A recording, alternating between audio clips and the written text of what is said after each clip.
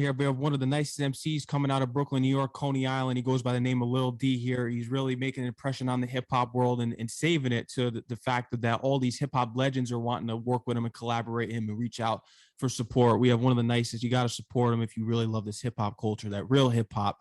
Lil Dee. Lil Dee, what's going on, man? How's your night going?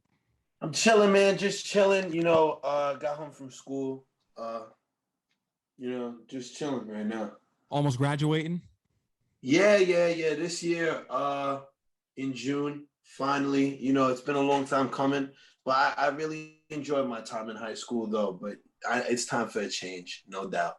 A time for scenery. Have you thought about any plans of attending college? Yeah, I'm actually I'm about to accept the offer after I get off this Zoom. But I'm going to LIU Brooklyn for the Roc Nation program. Jay-Z just opened up a program there where you can learn how to produce beats and everything. So it's I think that's the best case scenario for me, if anything. That's big. Good. You didn't choose St. John's. Good. They don't have a great music program. Nah, man, love St. John's though, bro, for real. Yeah, representing New York out here. But congratulations on LIU. Is that what your major's going to be then? Is the program with Jay-Z starting? Yeah, music production would be my my major. That's great, man. And you're going to make a lot of connections there too. Yeah, I mean, when I was at the kind of the information session that they were doing, they were saying they hook people up with internships in all their programs. And they left a really great impression on me when I went to go and see the school. So I'm just hoping that my time there reflects what they showed me. But I mean, I can't see it not. It's literally the only program like that in the world. So I'm looking forward to that. But, my plan is to kind of learn the ins and outs of whatever program they teach. I'm talking about producing software, whether it's Logic or something else. If I learn that, learn the ins and outs, learn how to really make beats, and then after college I want to kind of just lock myself in the studio and not come out until I make the dopest album I possibly could. You know what I mean? So you want to get into self-producing then? Hell yeah. I feel and I would definitely produce for other people, you know what I mean? Because it's good to have that too. J. Cole does that, Eminem does that, there Dr. Dre, of course, Kanye. But it's I feel as an artist, you can't get your artistic vision out 100% if you don't know how to make the beats yourself. I feel obviously you'll have the assistance of other people, but it's Kanye wouldn't be able to make My Beautiful Dark Twisted Fantasy if he didn't have his ideas in order and being able to put that down into the software and on the piano and everything, So I feel that's the only way to really make a really genius album. And of course it's been done without it, but that's my goal. Who have been the producers that you've been tapped in with so far, especially on Another Day on the Island and They Call Me Danny James? Who have been the producers that you've been tapped in with so far? Because I see when you look at the bottom at Apple Music, when you're looking at the C distribution at the bottom, it says the Craft Makers. Yeah. I work with the first project I did, I worked with Marco Polo and his guys DJ Skiz and Shiloh the Beat Yoda. I haven't spoken to them in a minute, but that project is dope. I mean, I'm a lot better now at rapping, but at the time, it was a really dope project, and it still is. It still bops on that. ADHD, my song. That's my favorite one. Yeah, I feel I could have written that now. You know what I mean? There's some songs that are just like that, but yeah, they did a phenomenal job on the production. The last project I did, my man Q produced it from the Craft Makers, and yeah. But lately, I've just been working with a variety. I'm about to get some beats from my man Domingo. You got my man Short Fuse. We just did a joint together. Just a lot of different people. My guy Neff will probably do a joint together soon, a few of them. I'm just working with whoever, you know what I mean? I have a song Jalil Beats sent me. That's probably the biggest industry one that I'm working with right now. But yeah, he sent me this dope beat with the Wu-Tang Cream sample on it, with some early 2000s Meek Mill like anthem drums on it. So I think that one's gonna be dope for sure. But right now I'm just working with whoever. You know, I've been in feature mode. I've been making whatever kind of song comes my way, and I've just been very just flowing artistically. I'm not working towards an EP right now or an album. I'm just working with whoever, doing my thing, and maybe an EP will come of it. But I'm just trying to stay consistent. You know what I mean? I know that you've had some work with Terminology too. He's someone that's been supporting you. And Static Select has brought you up to his radio show a few times. You spit a crazy freestyle on there. Yeah, Static is my man. Shout out to Static. You know, Static has always done right by me, and I'm very appreciative of what he's done. You know, like just imagine I was a fan of Static for a long time, like before like I knew him or before I even started rapping, just The as a whole Joey producer. Badass movement. Yeah, like all the early pro era stuff, and you know, he just produced for a lot of legends, made a lot of my favorite songs. You know, Detroit versus Everybody. A lot of people don't know that that was his beat, That's like right. with Eminem and Big Sean, and you know, he made a lot of anthems and a lot of songs that inspired me coming up. So, you know, just being able to be in the presence of him is an honor still to this day. You know, I still don't get used to it really, but then when I was like 13, 14, he brought me out on stage in front of 6,000 people before Ja Rule went on in Bushwick, and that was really dope. Nice of him to do, and he told me, you know, whenever I need to promote a song or something, just to come up to Shade, like he got me. And he's a real good dude. And yeah, me and Term have a song coming soon on Term's next solo EP. That's what he said. But I'm also on Terminology's new compilation album with Element. I have my own solo track on there too. So yeah, but I've been in the studio with them a good amount this year, more than I ever have before. So it's just good to be in the company of people I consider legends. You know what I That's mean? huge. And how does it feel to be embraced and co-signed by the legends? And you see people like Big Daddy Kane commenting on your freestyles too, that's a huge stamp in the real hip hop world because the kids today, they don't even know who Big Daddy Kane is, which is insane. Yeah.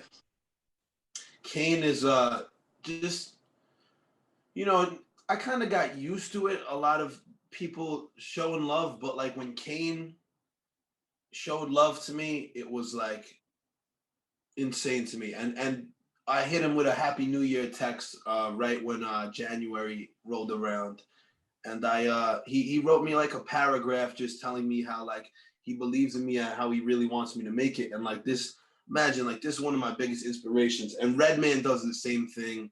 When I was in the presence of Method Man, he said the same type of thing. And it's like, you know, these are guys that are on my like top list of MCs, and it just feels very good to be appreciated by people who helped me become the person I am today. I want to get into your backstory because your father was the one that introduced you to hip hop. You were going to play mini golf, going to the movie theaters, going to bowling, and he was driving you around and playing these old school hip hop tapes, Big L, Big Pun, Wu Tang, Jay Z, Biggie, and that's how you really got your flow going and inspiration from and becoming a rapper. And one day you went to your father and you said, "I want to be a rapper." Yeah, you know, he played a very big part in just the love of music in general. You know, but hip hop was always my love. You know, I loved hip hop always, and he was very supportive. You know, he didn't care what anybody thought. He didn't, you know, no was never an option for him, and he just supported me all the way through. And it's great to have a support system like that from and he's my best friend. You know what I mean? That's Like right. a lot of people, you know, my age are ashamed to say something like that, but I will never be ashamed to say, you know, because when I was younger, I didn't have a lot of friends. You know, I have my close boys now. You know, shout out my guy Chris, my guy Tommy, my guy AJ. Shout out to my boy Jesse. But you know, I uh I didn't have a lot of friends coming up, and he took it upon himself to make sure I was happy and make sure that life was good for me before I even realized what was going on in the world around me. So when it came to my career, he was just supportive, and it didn't matter what it was. You know, I could have said that I wanted to invent something or whatever. He would have been behind me 100%. But the fact that it was music, you know, he loves music so much. So he was even that more passionate, and we did it together, really. I know he is your best friend. You've said that before. I've heard you in other interviews say that, and you didn't have a lot of friends in school, and I didn't either. You're someone that stayed close to yourself, and I think once the fame started to come, did you see differences in that? Because then once you started becoming friends with some certain people, then you saw the jealousy come about. Yeah, man. It's a wild thing because it's just crazy going from an environment of hate in middle school to going into an environment of love in high school. Like the first period I had in high school, people were taking pictures with me. So it was Mhm. like it was insane to me. But the craziest thing is like, I would make friends and first 2 months of my friendship with whoever would be great. They'd be showing love, they'd be showing support. But then, I'm human. They see that I have my own issues, I have my own problems, just like they do. And they'll hear me complain about, oh, I got to take this test Monday or whatever, and they'll realize that I'm no different than them. Which really, I mean, I'm different than them in the sense that I've made a name for myself and I have this talent that's going to take me to the next level in life instead of just being regular. And regular is not a bad thing, but it's like that's not my goal. And they'll realize that they're headed for regular when we come from the same place, same family upbringing, same school system, same opportunity. And jealousy starts to come in, and then they'll see the way I am with the girls, and they'll see how people run up to me and try and, dap me up and be cool with me. And I'm a nice guy, so I'm cool to everybody. And they just see the love. And when you see so much love and you're a jealous guy, or a jealous girl, or a jealous whatever you are, like if you're jealous inside, that love that I'm getting will turn into hate for you. I've had so many falling outs just with so many different groups of people just because people couldn't handle that I was becoming something and they were staying where they were. But the crazy thing is, I don't think I've ever even said this out loud anywhere really, but it's like I'm the type of guy where if you prove you're loyal to me and you show me love, like I'll take you with me. Like I watch Entourage, Mhm. and like I would love that. I'd love to go out to Hollywood with my best friends and live in a house with them and make it, but have my childhood friends with me. But the thing is, a lot of people can't see the big picture. But I think it's good that those types of people don't see the big picture because it shows me where they really stand. But right now, I got my people, and I really love my people that I got with me right now. Always show love, always show support, always write with me. Like if you watch the rap battle I just did, you'll see two of them with me. The show I did last night, my boy was front and center in the front row, and it's just a lot of support and a lot of love, and no hate, no jealousy. It's a lot of just wanting to see me win, and the way I act towards them reflects that. You know what I mean? Like I love these kids for real, but people can't see the big picture when it comes to things like that. All they think about is themselves and the fact that they wish. Yeah, and they try to capitalize off you. Oh, trust me, I was in your shoes once when I was in college. I lost all my friends in college because I was so successful with my shows and getting big people on. Please, I left all those pathetic people behind me. And you got to keep your school, you got to keep your circle small, and you can't Yeah, trust anybody. And I'm loyal to a fault, and that's what you are because you said that if you're loyal to me, I'll take you with me. but it's even in the industry too. You know what I mean? Like I'm the type of guy where like I'm a businessman, but I'm not like a typical guy like that. You know what I mean? It's about family. And if you Yeah, do right by me, then I will consider you family. And when I become something in the future bigger than I am today and I have resources, I'm not going to forget about that. I'm not one of those people that going to take anybody for granted. I've been taken for granted my whole life. So yeah. I don't do that. I know how it feels. But again, people can't see the big picture. But you know what? Everything happens for a reason. And I'm glad I'm not in the places that I was before, in past friend groups and past relationships. Because honestly, if somebody was in your life and they're not in your life right now, there's a reason for that. And they also taught me a lot of lessons. So if anything, I'm thankful that I had those experiences, and it helped me grow up, and it built character, and it built maturity, and it pushed me harder in this rap shit at the end of the day. So you know what?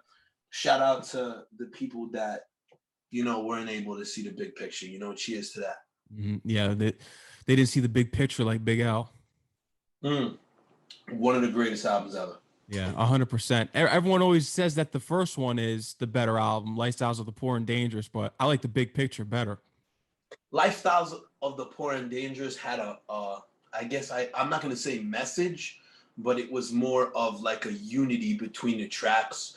They were all like meant to be. It was all those gritty type drums with those hardcore, like 2:00 in the morning, you're about to get robbed walking alone in the street type beats, you know? So it was like all of that. It had the same type of vibe. So I guess sonically it was a better album altogether, like listening to it all the way through. But I just feel that the longevity on the big picture is different, is real different. It's hard, you know. You got Flamboyant, you got Fallback, 98 Deadly Freestyle, Combination, Platinum Plus, Deadly Combination, where Casualties of a Dice Game.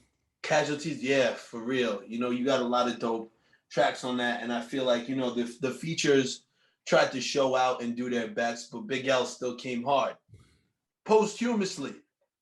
You know what I mean? So it's like it just shows you how dope he really was, and I wish he was still around. Like, a lot of people always ask me who I would bring back to life. And if I could bring people back to life, I would bring all of them back to life. But if I could only choose like two, you know, I'd probably choose L and Pun just to see where they would go. A lot of people would say Biggie and Tupac, but I feel like they made such an impact. And I wish I would have seen Biggie grow more, for sure, because I you know, I'm born in New York. Like, Biggie was always my thing. But just feel like Big L and Big Pun didn't even get the chance. No, they're unsung martyrs. They're heard, but they're unsung in a way. Man, I mean, like with Pun, like Still Not a Player is the mainstream joint, but it's so much deeper than that, and his skill was just out of this world. And I would have loved to see where they would have gone, you know? Super lyrical. Yeah. That song's crazy. Beware. You Ain't a Killer. Whole album was crazy. One of the best. That's one of the best hip hop albums too, ever. I agree. 22 years ago, actually, if you saw on Twitter earlier, it was the day that Pun died today. Yeah. Yeah. Heartbreaking. I mean, I need to start keeping track of these birthdays, man, so I can line up the beats for Instagram. But, you know, it's so tragic, man. Rest in peace, Big Pun. And shout out to Chris Rivers, because, you know, that's his son, for those of you who don't know. And he carries Pun's legacy. Super lyrical, real hip hop. And I think that anybody who fucks with Pun and fucks with real hip hop and just feels like real hip hop isn't getting represented, just go check out Chris Rivers for sure, man. Yeah. And it's like, he's so dope. So shout out to him. Shout out to Chris Rivers, man. How was that transition to your newest EP, They Call Me Danny James, because it was different from Another Day on the Island? I wanted to try something different, and I wanted to just show people I can make hits and I have versatility. But I mean, I think it's a great project, and I listened to it all the way through, and I love, you know, every second of it. Like, I really love that project, and I feel like, you know, a lot of people listened to it and liked it, but in years to come, when I really do start popping, like, people are gonna go back and listen to it and really realize how dope it really was. But you know, in a way, I wish I would have put boom bap shit on that project, because I feel like I kind of left where, like, my roots in the cold for an entire project. But at the end of the day, you know, it's still a dope project. But I came differently at this one, just my whole process of writing, the inspirations behind it. But yeah, I'm getting back on my boom bap shit though. And yeah, just look out for that, because I just got the mix and mastered version of my new single back today, so I'm dropping shit soon. That's fire. No, but I enjoyed your newest project, For the Bag, that was shot actually inside of the Coney Island amusement park. How was that? Did you have to get a permit to shoot inside of there? Nah. No. I just did it. You know, sometimes you just do it. But yeah, no, I mean, I have connections to the people at Luna Park and the people at Dino's, and shout out to all the businesses in Coney Island, the amusement parks. You know, I grew up in there, but it's not like a Disney World type thing where you got to get a permit to do it. You can just do it. Mhm. I think you had But a photo of the tickler in there too, in there in that video. yeah, that's Coney Island's classic, a Brooklyn classic, a legendary spot, and I'm glad it's still around because like in Rockaway, like Rockaway Playland, most people don't even know it existed. If my father wasn't around, I wouldn't have even known it was a thing. So many just legendary spots in New York tear down and changed and jumped the shark, but Coney Island's still up and running, and it's a great thing. But yeah, I love my last project. I really do. I feel like if you like that Drake type of slow love song type vibe, but like, bars, listen to Don't Worry. If you're more of a Joyner Lucas Logic trap shit type guy, check out my song Whoa. Golden Child, if you like that melodic rap, and if you like lyrical hip hop, it's just literally lyrical hip hop on trap beats so that I could show the younger generation and just anybody that you can't put me in a box and You I'm can do it gonna stay all. lyrical and I could do it all and I could do it better than the front runners or the people that are doing it. But same time, I was trying to appeal to an audience that won't care about you unless you're viral. And it's like, I can't just spend my life trying to please everybody. I'm going to please Please. myself, people that put me in the position that I am today to be able to say I have a fan base and do the things that I do. So I'm back on my boom bap shit. I'm working on it. I'm doing stuff and a lot of music coming out soon, for real. I'm looking forward to that. And Run It Up, if you think about it, you have the drill beat on there. So you're able to prove that, hey, I could do drill too. Yeah, I like the drill stuff coming out right now. At first I was skeptical about it, but I like Pop Smoke, 22G's. He's dope, and I met him right before the pandemic happened. He was very nice to me, showed me love. Guys like Busy Banks, like I dig all that stuff, and I think it's dope. I just wish that hip hop would everybody would be able to coexist. Like I like all this stuff, but I don't consider it hip hop like Mobb Deep and Wu Tang. No, I I just wish agree. we could coexist. Because I try and say this in every interview just to get the idea running. I think just like how rock has a million different subgenres and house music has a million different subgenres, hip hop should have, you know, boom bap hip hop, uh, melodic hip hop, drill hip hop, trap hip hop. I think it should have all kinds of different lanes. And that way we can all coexist and we can all do our thing and live in harmony together. But I mean, I've grown a lot. When I was younger, I had so much hatred inside me toward that type of stuff because I just felt like people weren't giving love to the real. And I don't think people are giving love to the real still to this day. I There's a agree. market for it, but it's like it's not like it was where it'll be the mainstream stuff. But I used to give so much hate and I'm not about that anymore. I feel like even if I don't like your music, you are out here doing your thing. It takes grind, it takes hard work, it takes time. And at the end of it, if you're fortunate enough to make it and stay in the game and stay relevant, and you buy yourself a house and you pull your mom out and you buy your family nice things and take care of your friends, I think that's a great thing. And no matter what, that's a beautiful thing. And I'm glad that they were able to do that. I just feel like we all need a place in this. I agree, man. I couldn't agree more with you. And I have my own opinions on why the real hip hop isn't accepted. What is your reason when it comes down to it? And even if you don't have the same mindset as you used to, because you feel as though still that it doesn't get the respect that it's well deserved, it should be Yeah. respected. What's your opinion on why it isn't? Uh I think I heard Jazzo say one time when I was sitting in on one of his interviews that the labels were kind of taking that like 3-6 Mafia Atlanta sound and mainstreaming that, seeing all the success that it was getting in the early 2000s, and that's why it became what it is and developed from there, and the whole T-Pain thing. But I love T-Pain too. T-Pain was dope. T-Pain still is dope. But I just feel like, you know what? Things change, obviously. I don't think there's a real reason for it. I just feel like it just kind of shifted. And I'm not saying it needs to shift all the way back. I think that it can still continue to grow, but we need room. That's I all. agree with you. We need room. J. Cole and Kendrick Lamar can't be the only two lyrical rappers that people talk about. You know, J. Cole and Kendrick Lamar made their debut in the early 2010s. You know what I mean? This is old news, and I love them, and they're inspirations to me. And they're still dropping dope music to this day. But we need room. They can't be the Yeah, only two figureheads. Oh, you have more people yeah, out here. How about Benny? How about Dave East? How about some other yeah. guys? No, they're doing their thing too. And shout out to Benny. I just dropped a freestyle on my Instagram over Johnny P's caddy. Like literally 5 minutes before I came on here. Oh, But that's tough. I'll have to check it out. Check it not out. Everyone's listening right now. Griselda is doing their thing. My boy Nems is doing his thing. Shout out to Nems. You know, he's doing his thing. I just feel like OT the Real, Millies, Mm. all these guys are opening up the door wider. God bless. I'm glad finally.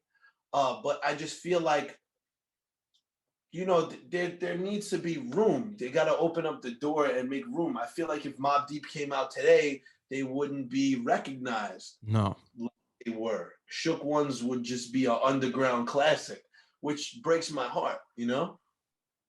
It's insane. It's in these radio stations, not the Sirius XM satellite ones. I'm talking about the two majors in New York City. It just unbelievable. You call it where hip hop lives. You don't have anything that's authentic hip hop playing on your stations, but it's insane, man. I understand the politics that go on. I don't know why it happens. Like if I was in charge of these major stations, I'd be playing what you're doing. It would be that New York hip hop. Don't you? You're from New York. Why do we sound like Atlanta up here? Yeah, it's more of a money thing. I'll be honest, because I've seen it with in front of my own eyes. You know, it's all about the money, and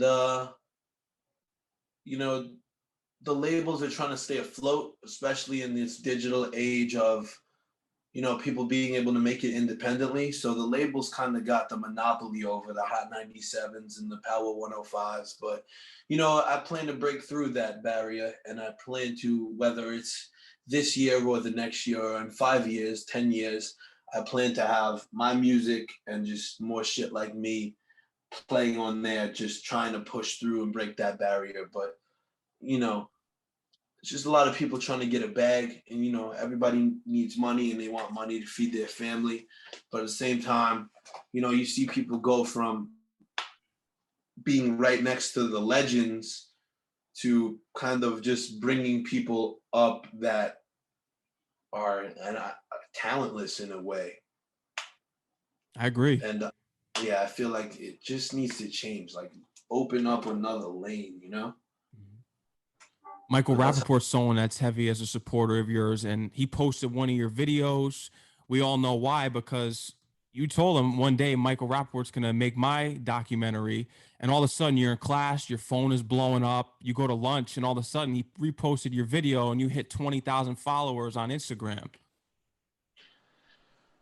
Michael Rapaport, man, that's the man right there. And guy saved my life. I'm gonna be honest. Like a lot of times I say he changed my life. The guy saved my life. He saved my life. I was going through it. I was having a hard time, and he saved my life. And he came in at the perfect time, really. But he's done so much for me, and he's been so nice to me. And he gets a lot of hate. You know what I mean? Because he's not afraid to speak what's on his mind, and a lot of people don't like that. And you know, people are diehard fans of the people that he goes at. So I guess I get it, but it's like at the end of the day, he's a good man. He's a good guy. He's got his shit together for real. Very talented actor, very funny comedian. His podcast is great, and just his love for hip hop, which doesn't get shown too often to the general public. Like he loves real hip hop, and if you're a real hip hop head and you don't rock with Michael Rapaport, like I'm telling you, he supports it. And it's not even only me. Like my boy King Spills, Mm-hmm. we kind of came up off of the same like Instagram page type thing called Cypher Circuit. Mm-hmm. King Spills, like he posts him too. He'll just post whatever he feels is dope, and he's one of the only guys that really still does that to this day. you know, without having to be paid, without having to be, you know, having something in it for him. He just wants to see people succeed, and he's one of the last real ones out here. So what he did for me changed my life. It saved my life, and I owe it all to him for real. He's a good dude. He cares about the real hip hop. He brought you out to one of his comedy shows too. Yeah, that night I met Tech from Smith and Wesson too, and I have a good friendship with him now, and it was a very good night. And I'm just, the fact that he brought me out, you know, that alone is amazing, and such a good thing of him to do. But he's done so much for me for real, and I'm indebted to him forever. Like, I love that guy for real. Yeah, 100%. I'm glad that he did that. It's a true blessing. Has there been any major old school hip hop heads that invited you to any events? Um, Vanilla Ice brought me out to perform at Radio City the same night as Slick Rick and Biz Markie, rest in peace. You know, I've done shows with Black Moon and Smith and Wesson for Duck Down, so that's happened. I've done shows you know, just with Smith and Wesson at in no, it wasn't Brownsville, Bed-Stuy. A lot of stuff like that, you know, guys will have me come out and do my thing. But, you know, lately with the COVID thing, things have been a little dry. It's getting better for sure. God bless. I'm so happy that performances are coming back. But, you know, it was happening a lot more before COVID. COVID really threw me off, but finally starting to get back up on a horse and ride, and I'm doing my thing once again. So it's good. But yeah, a lot of guys like that always show love. COVID. I know you said it threw you off, but was there anything positive you could take away from this period at all? Oh, I think it brought me closer with my family, like right after the quarantine was over, because just being able to see them and hug them, you know, was just such a blessing. And I feel like we all kind of forgot about a little bit, you know, how hard it was to not be with our families. But I mean, the death of my grandfather also was very hard on all of us. He didn't die My from COVID condolences. cancer, and you know, it's just we loved him so much, and we were very heartbroken over that, and it just brought us all closer, I feel like. And I love my family, but we definitely had a hard time during COVID and during the quarantine. I'm just glad that the quarantine is over first and foremost, and it's been over for a long time. But God bless, and glad that things are starting to get back to normal over here for real. Thank God. I can't wait till things really get back to normal here, where we don't have to wear masks anymore and we don't have to worry about catching this thing. It's insane. I mean, I just want it to end. It's been three Yeah, years. I mean, let's go. You know, what I mean, I want to live normal again. yeah. Like I can't stand it. people write on Instagram all the time, the world ended in 2019. It makes me laugh, but like It it's did. because it did. It really did. It's insane. But I'm hoping that by the end of this year or next year, the pandemic is over with. But 12 years old was when you attended your cipher. How did you get involved with these ciphers, especially being so young? Cypher Circuit was a underground hip hop platform on Instagram where they would like post beats, and rappers would drop 16s every week to those beats.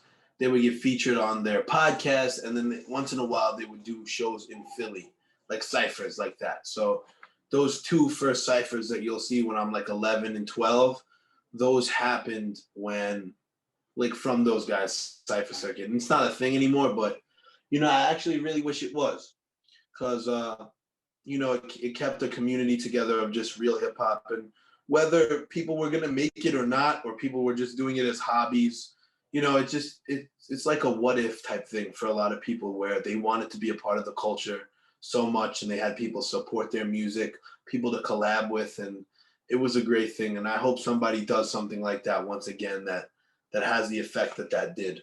Not a lot of people know about it. It was a very underground thing, and it ended years ago. But that also taught me to stay consistent. So I owe it all to Cypher Circuit too, for sure.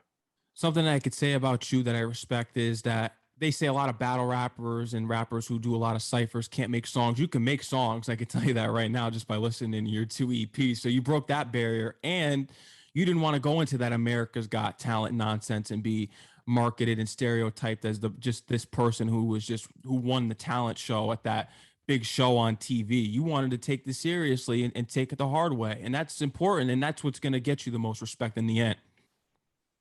I listen, a lot of people, like, when they don't know me and know what I'm about, like they just see a white kid and they try and make it like I'm a culture vulture. But Oh, like please.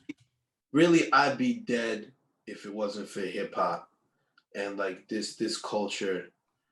It saved me and it gave me an outlet in my life and it allowed me to pull myself out of a very dark place, and just all of my idols are all people from this culture. So it's like, if there's anybody that's not a culture vulture in this industry, it's me. I'm not about, I'm not in it. Of course I want to get rich. Everybody wants to get rich, but like I didn't come into this game to get rich. I didn't come into this game for any reason except the fact that I loved it so much. So, you know, It's like the Eminem comparison to the other person from Detroit who goes by the name of Kid Rock. Eminem stayed in hip hop. Kid Rock came in and profited off of the hip hop and urban scene. Then he left and he's doing whatever yeah, he's doing now, please. But that's what you're doing, and that's good. You care about you. You could tell by the music and what you do on Instagram and your freestyles. You're for the hip hop culture. The Vultures, on the yeah, other hand, are what you hear played on Hot 97, my yeah. friend. I Those mean, are look, real vultures. yeah, Eminem's one of my favorite rappers ever, but also like another thing I hate is when like, I mean, when somebody goes, "Yo, a young Eminem," like I like that. That's dope. Like I appreciate it. That's a compliment. He's great. He's one of my favorites ever. But I don't rap like Eminem at all. No. He's one of my biggest. He's helped me through a lot. His music, like like cleaning out my closet, When I'm Gone, Legacy, songs like that really helped me get through my childhood. And in that way, he was one of the most inspiring people to me. But he inspired me as a person. As a hip hop artist, I love his music, and I would study his stuff when I'm kind of like trying to figure out my cadences when I'm going fast, or when I'm trying to tell like a sad story.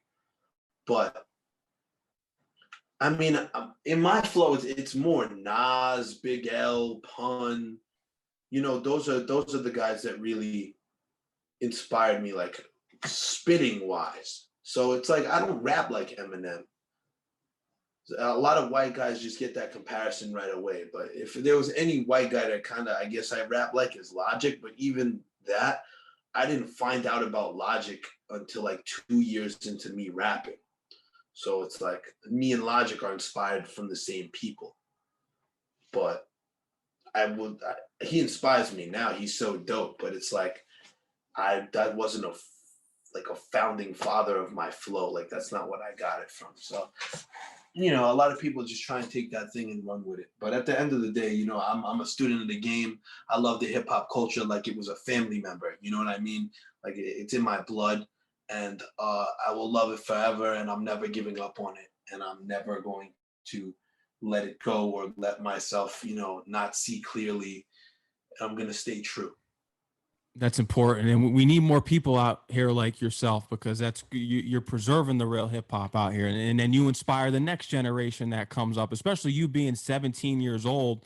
I was in your same shoes once. I was the only one in my age group listening to Jizza and all these classic albums, Liquid Swords, Return to the Yeah, 36 Chambers, and everyone else was bumping Migos. I wasn't bumping that, so yeah. that's how I was in high school. And Migos is cool at parties, you know what I mean? I've been to a lot of parties where motorsport and walk it like I talk it had me going crazy, but uh, I never listened to it really. A lot of people that set me apart from a lot of people, but I surround myself with people with good music taste nowadays too, so that's a good thing also. That's the way to do it, man. 100%. But you have a lot on the way here. I did read online that you plan on staying independent. Is there a dream label that you would love to sign someday? Some people always quote they want to sign to Roc Nation. They want to sign to this label. Is there a label that's up there for you that would be a dream scenario? I used to say yeah, but you hear stories, and it would be more, I would want to work with the people that run the labels rather than be a part of them actually. And if a crazy offer that fits my like requirements and my needs to me owning my music that will put me in the right place, like of course I would sign that deal. I'm not against that, but I'm not selling my soul. I'm not selling the rights to my music. I'm not, I don't want to be screwed. And a lot of people just, they see a huge number and they just sign. And it's not smart to do that. And from the very beginning, I always said, until the right deal comes along, I won't be signing deals. Good for People you. have come at me too. When I was younger, a lot of people came at me. But at the end of the day, you know what? I'm gonna get shelved. I don't want to get shelved. No, I I'd don't rather blame do you. one thing. But I mean, look, I'm not against it. It's kind of like I just got out of a relationship. I'm not trying to get into another one, but if the right one comes along, then I'm with it. You know what I mean? It's the same type of thing for me. Yeah. Against it, I'm not a fuck love type person. I'm not a fuck labels type of person. But at the end of the day, I'm not out here searching. You got to protect your neck. Word up.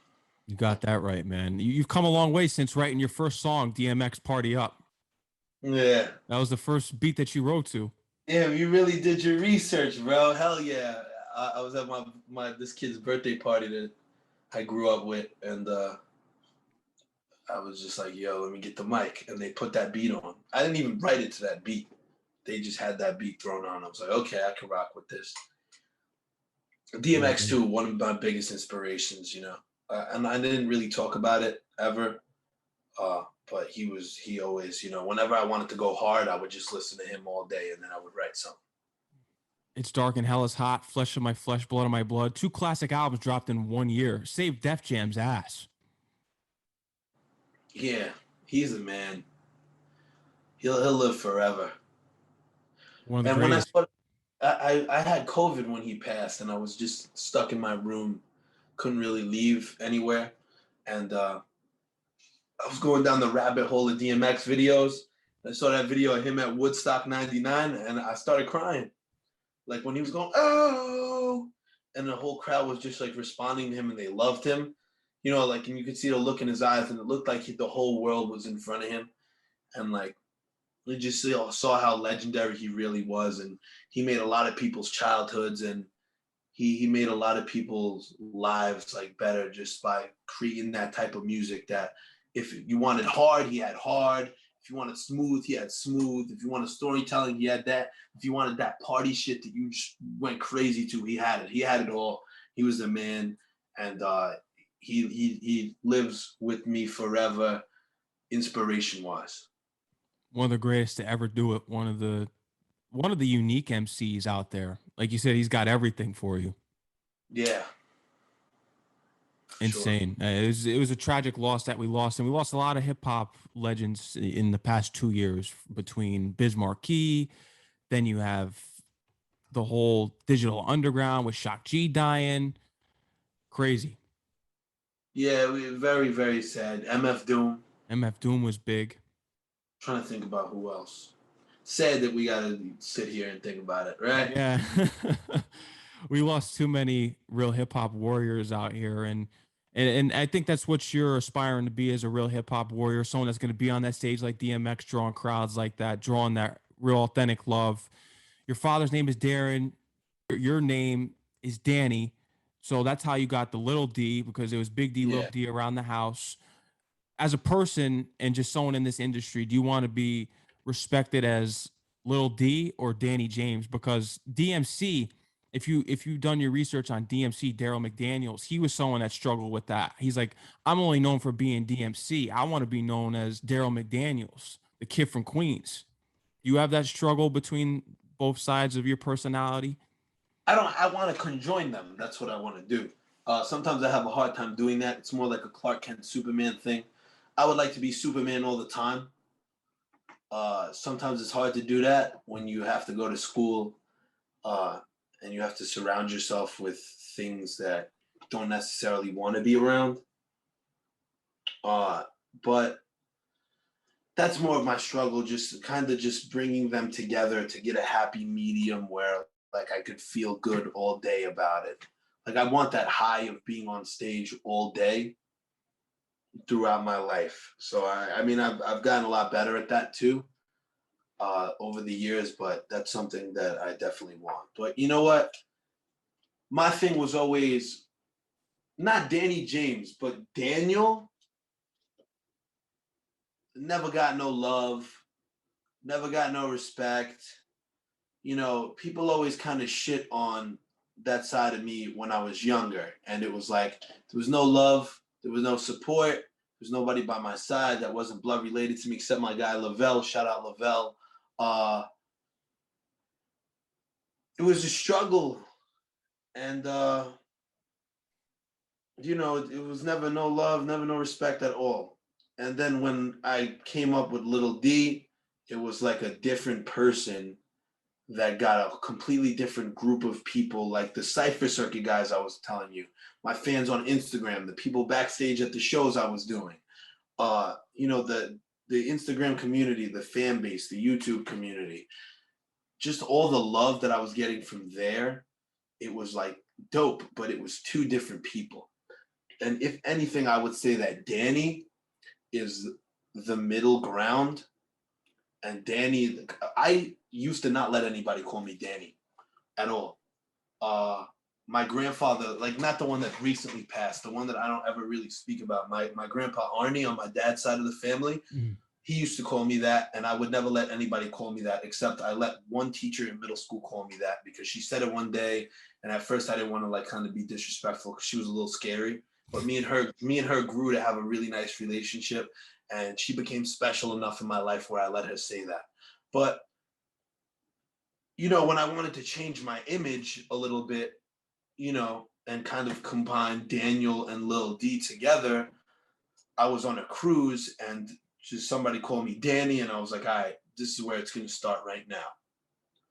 And came back to school, and I met a new group of friends. And what's your name? Danny. Now, teachers, oh, do you have a nickname? I write down on the sheet, Danny.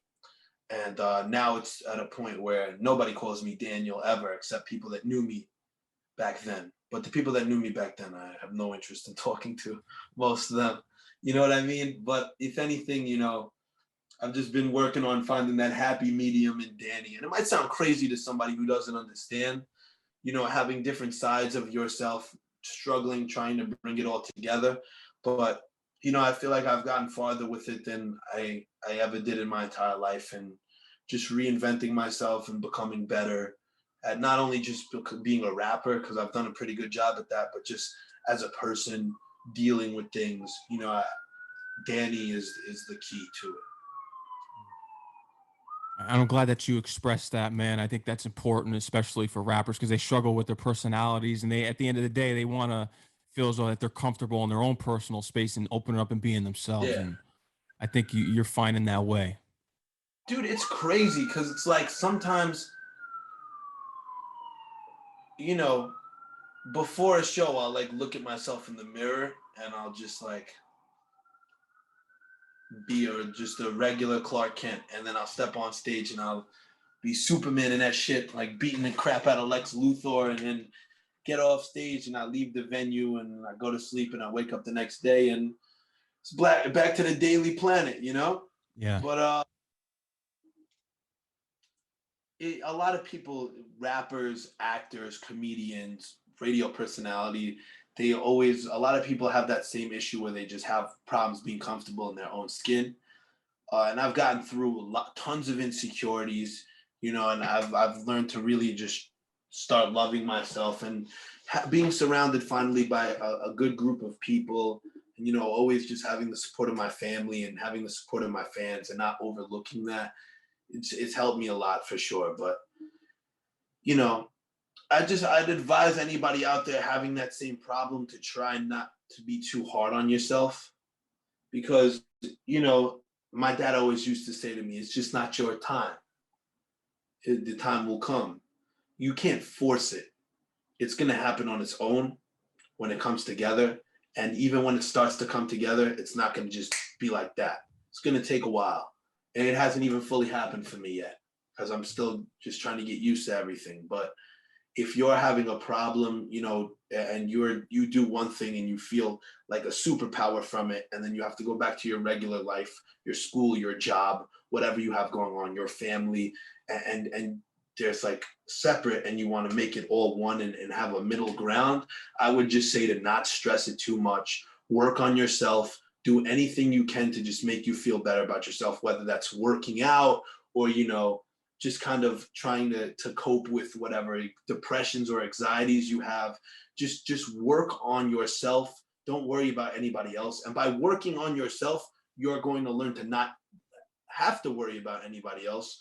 And eventually these things will come. And it'll take a while, but it'll come. You know what I mean? You got that right. Not your time. And that's something I always wanted to say. So it's like, just focus on yourself, you know, and don't beat yourself up too much about it. 17 years old, and he's got all these fans out here, man. When was it that you realized at a performance that, wow, I really got fans? And how are you dealing with the fame with having fans? Like Radio City, SOBs also. Those two shows kind of just really woke me up. And like, if you look back at the videos, like I was like loving it, you know. And now people, funny thing, I was on a date the other day, and like a bunch of like 7th graders ran up to me and like came and took pictures with me and shit. It was dope.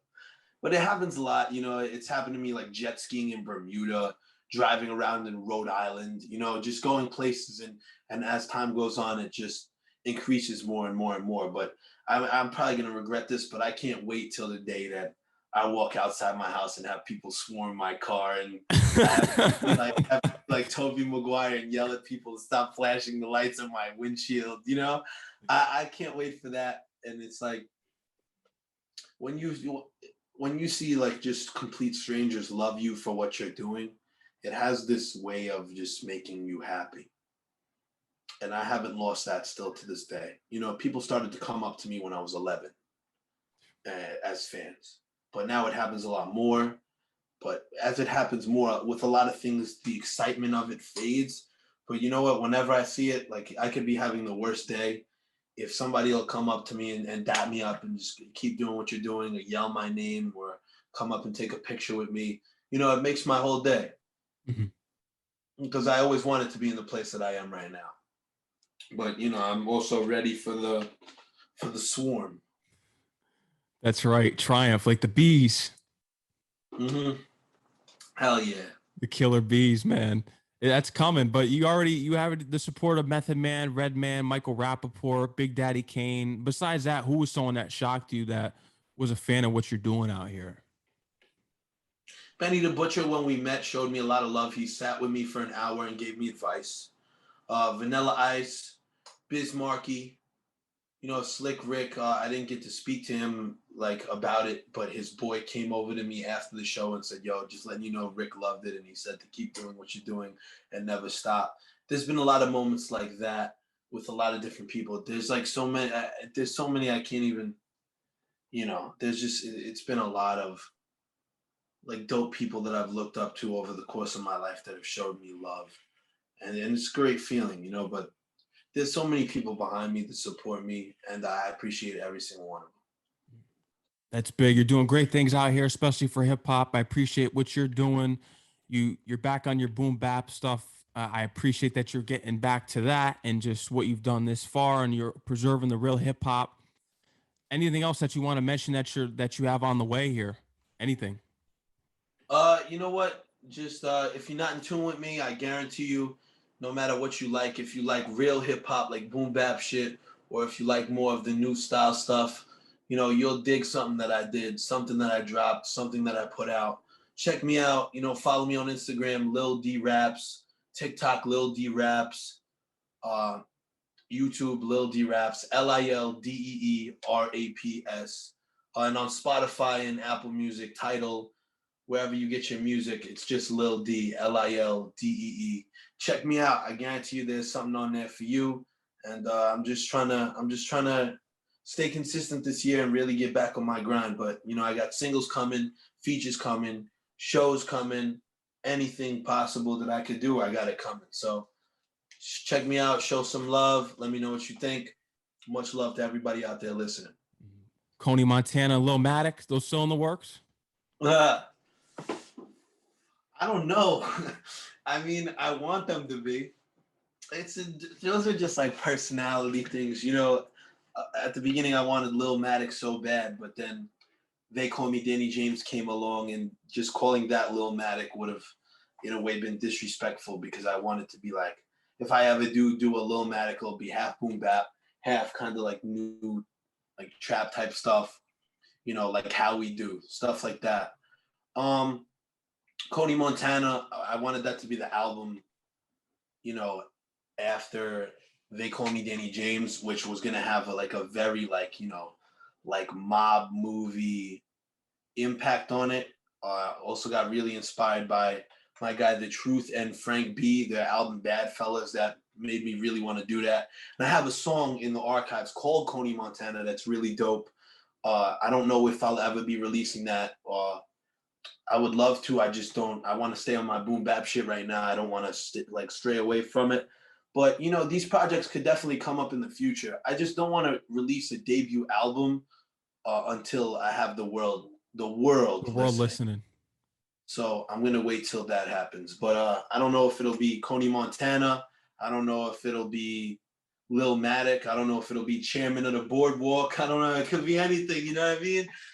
Just whatever's going on in my life at that time. But I hope I have a chance to do all those projects and really execute the dreams that I have for those. But you know, that's also gonna come with me learning how to produce. So we're looking forward to that. I have singles coming. I got music coming. Stay tuned. Stay tuned. You got a lot on the way here. I'm looking forward to it. Congratulations on everything you've achieved this far, between establishing your own brand, getting accepted to LIU. That's going to be a major step in your career, especially becoming a producer. We're going to look forward to seeing your journey here, man. I want to thank you for coming on the show. I got your music in the rotation. ADHD is one of my favorite tracks from you, probably my top one. Keep doing what you're doing out here, man. And when you're ready to release something, you're always welcome on the show to come back on and talk about it. No doubt, man. Yeah, when I release something, I'll come back up, bro. Look, anybody, and just anybody out there, you know, no matter what you're doing, if you're doing interviews, look, I don't care who you've interviewed. I'll do interviews with anybody, really, because just to sit and talk about, you know, the culture and the music, and to be able to kind of just talk more about me, because I feel like people don't really get to see the side of me. They just see the music, the bars, the work. Just I always love doing that, and with everything else, you know, it's kind of become a thing where like I have some sort of like status with it. But no matter what you're doing, I will gladly come on an interview with anybody out there. So shout out to anybody doing this, you know, spreading love to hip hop. And you know, yeah, no, thanks for having me though, bro. And I'll definitely come back up, and I'll hit you up when I got something coming. So for sure, good, man. Well, we'll be staying in touch and keeping it locked, man. I want you to enjoy the rest of your night. Stay safe, and you too, bro. And we'll chat later. All right.